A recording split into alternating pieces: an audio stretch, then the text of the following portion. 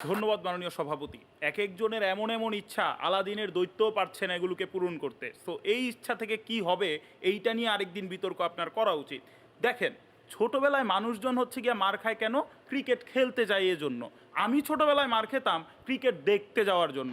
কারণ সব কিছু বাদ দিয়ে যখন হচ্ছে গিয়ে বিজ্ঞানীরা খুঁজছে মঙ্গল গ্রহে পানি আছে কিনা, আমি খুঁজছি বিশ্বকাপের স্কোয়াডটা ঘোষণা হলো কিনা। আর আমার বাবা মা যে আমাকে পেটাতো এর অবশ্য একটা নৈতিক এবং আইনগত দুইটা ভিত্তিই ছিল।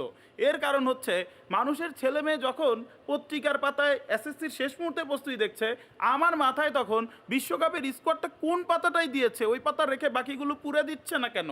আমার চিন্তাভাবনার লেভেল ছিল অনেকটা এইরকম।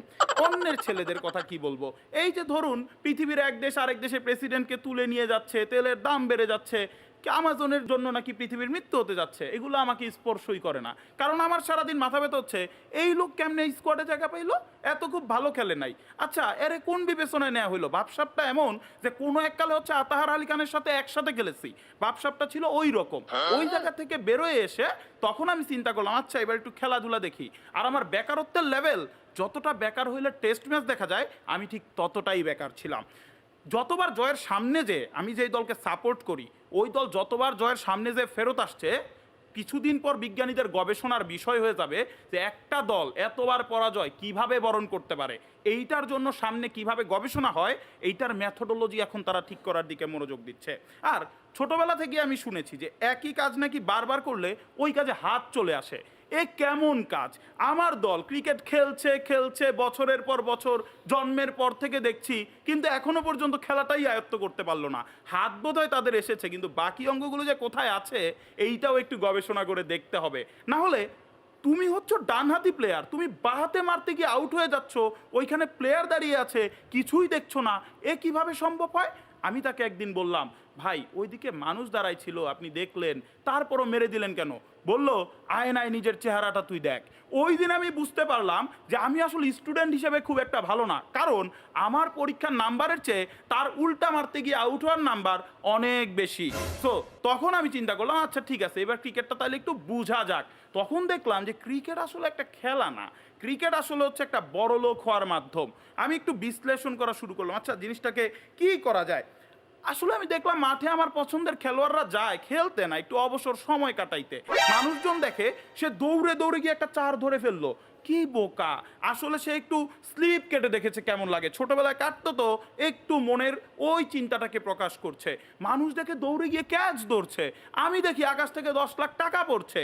কারণ একটা ক্যাচ ধরা মানে তো পরের ম্যাচের জয়টা নিশ্চিত হয়ে যাওয়া, তার সুযোগটা নিশ্চিত হওয়া, এবং একই সাথে কিন্তু 10টা বিজ্ঞাপনের কোম্পানিতে সে চলে যাইতে পারবে। সুতরাং এই যে একটা প্যাকেজ, এইটা কিন্তু আপনাকে আর কোনো কোম্পানি হচ্ছে গিয়ে দিতে পারে না। এইবার যদি একটা জাদুর চেরাগ আমি পেয়েই যাই তাহলে তো তাকে খালি ফেরাইতে পারবো না। আমি বলবো আমাকে তুমি একবার একটা ক্রিকেটার বানায় দাও। ক্রিকেটার বানানো লাগবে না, খালি ক্রিকেট দলে ঢুকায় দাও, বাকিটা আমি বুঝে নেব। কারণ একবার যদি দলে চান্স পেয়ে যাই, আমার পরিকল্পনা আবার সুদূর প্রসারী। আমি এদের মতো একটা দুইটা ইচ্ছা টিচ্ছা আমার কিচ্ছু লাগবে না। একবার যদি খালি ঢুকে যাইতে পারি তাহলে আমি ক্রিকেটের পাশাপাশি শোরুম উদ্বোধনের ব্যবসা, ফুড ব্লগিং এর ব্যবসা, পাশে 3-4 জন আরো মানুষ ঘোরানোর ব্যবসা, সব কিছু একসাথে শুরু করে দিব। যখন আমার মনে হবে যে আরে আমার তো একটা মিটিং আছে, ঠাস করে আমি হচ্ছে গিয়ে ক্যাচ তুলে দিব, হচ্ছে না দৌড় মারবো বলারের হাতে বল রেখে, তাতেও হচ্ছে না নিজে স্ট্যাম্পে বাড়ি মেরে দিব। এত কি আছে, 3-4টা ডাক মারলে আমাকে এমনি ক্যাপ্টেন বানায় দেওয়া হবে। তারপর আমি হচ্ছে গিয়ে দেখলাম যে আপনার জীবন তো বদলাবেই এই নীতি যদি আপনি ফলো করেন। আপনি হয়ে উঠবেন বাংলার এক অবশ্যম্ভাবী কৃষক। এখন প্রশ্ন আসতে পারে, হ্যাঁ খেলাধুলার মধ্যে কৃষক কিভাবে আসলো? আরে বুঝেন নাই, এদের দৌড় তো একমাত্র ওই ধান ক্ষেতের মধ্যেই। তাহলে ধান ক্ষেতের মধ্যে দীর্ঘদিন ধান চাষ করছেন, তাইলে হচ্ছে কি আপনি তো একজন কৃষক। এবং এই যে রানের খরা চলতেছে, এইটা কিন্তু আসলে তারা বুঝতে পারে নাই যে রানের খরাটা কেন চলতেছে।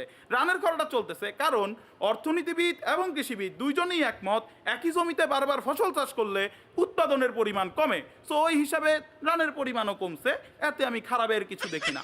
ফর্ম আসবে ফর্ম যাবে। বিদেশের ট্যুরের কথা সে আর নাই বললাম, বিদেশে যাব, সেইখানে যে বিভিন্ন ফুড ব্লগিং শুরু করব, যত দিন যাবে আমি তত বেপরোয়া হয়ে উঠবো।